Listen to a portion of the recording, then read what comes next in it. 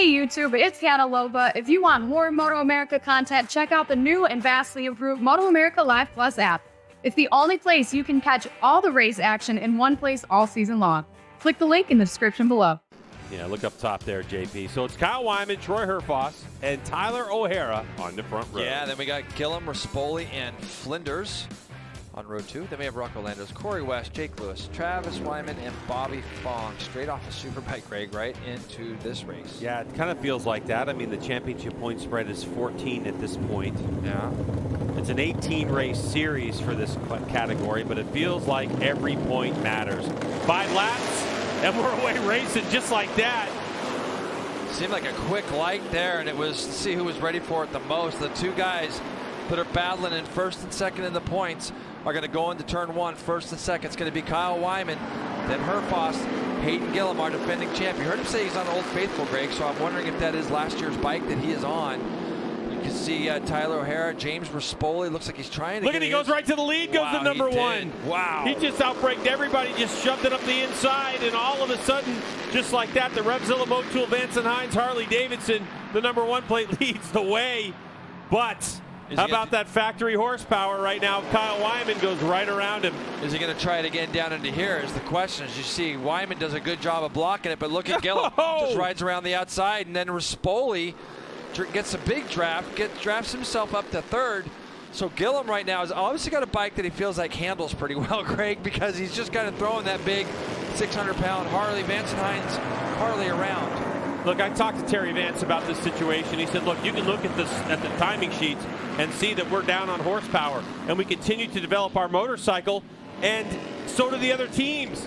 So it's like you show up, and it's like, man, what are we going to do? Hayden Gillum knows that from watching the other races of motorcycles that are a little bit down on horsepower, what you need to do to try to win a race at a long racetrack like this with tons of straightaways, and he's trying to get it done right now. The problem for the number 1 is he's not really making the break that he needs to hold off the faster bikes on the straightaway. You got to get up front and stay up front, don't you? That's basically the point that Greg was trying to make by some of the other slower bikes and some of the other classes.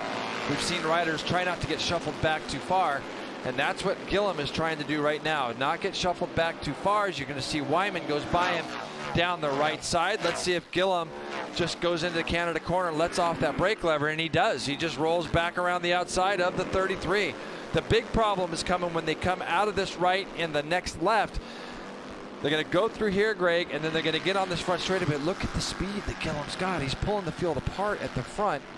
Kyle Wyman just wants to get by him down this front straightaway, get a nice draft, and then try to get far enough away to where he won't be susceptible to Gillum doing the same thing down in turn 3. You can see the front 2 riders have got just a small gap now over the rest of the field. Trial run, and it looks like it's going to be Wyman who comes across the stripe, leading the lap. Hayden Gillum from a start with the fastest lap of the race, though, Hannah. And like you mentioned, he is on Old Faithful. I spoke to him about it. They reverted back to the old engine they were using that Rocco's been using all along.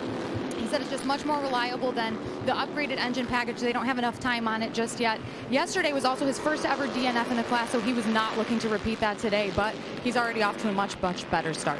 Yeah, and he's just throwing the bike all over the place, too. Yeah. I mean, he must have so much confidence if he's got that mindset. Yeah, now you got this battle for 3rd between Herfoss and James Rispoli as they head down into turn 5.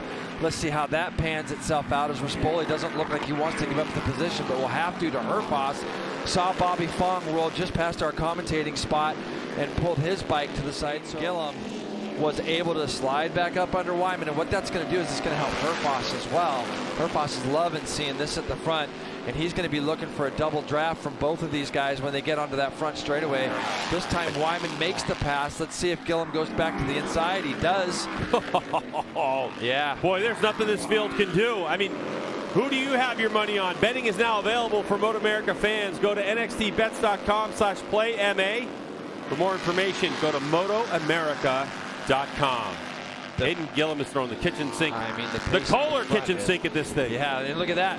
You just saw what happened there. Herfoss goes up underneath. There, all the main players are there. I saw Rocco Landers run wide, Greg, the lap prior in turn 1 as Herfoss slices right back underneath Wyman going down into turn 3. Hannah. for Troy Herfoss, he hasn't been here in 7 or 8 years. He's on a KTM 990 Super Duke, so he doesn't remember much at all. He's basically starting from scratch. He said he's enjoying the track, but it's unclear how things will shake out in the dry. These are the first competitive laps he's seen up against those Harley Davidsons, and he knows his Indian has some different strengths. And Herfoss is in the draft. Is he going to have enough to pull out and take the lead? He goes to the inside, and there goes the 17. Is he going to keep it tighty? Kyle's trying to turn it up the inside, and it looks like our number one goes wide. Maybe got pushed a little wide. Yeah, it looked like those guys were all getting the inside. They nearly go side by side. So for the moment, the nod is going to go to Kyle Wyman. I think Kyle feels like he's got the bike to hold Herfoss off. There goes Herfoss. There you go. Up the inside, he's going to park him. Kyle's going to try to do the dirt trap thing and square him up. Here they go. Herfoss with a great move.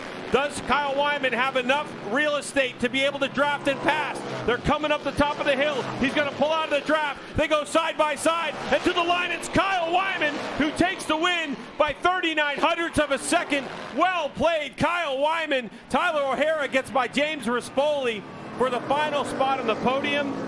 If you struggle through there, you can really lose a lot of time because it is such a long right-hander. And, you know, for them, they'll see it. When they come back next year, they'll probably try to make some improvements in that area.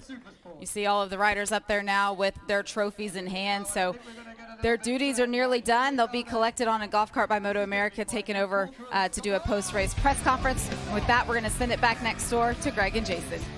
Over Herfoss is Kyle Wyman. Tyler O'Hara, obviously, with a 1/10 of a second over Rispoli to the line, and Hayden Gillum. Jason, what can you say? Wow. That dude rode so his hard.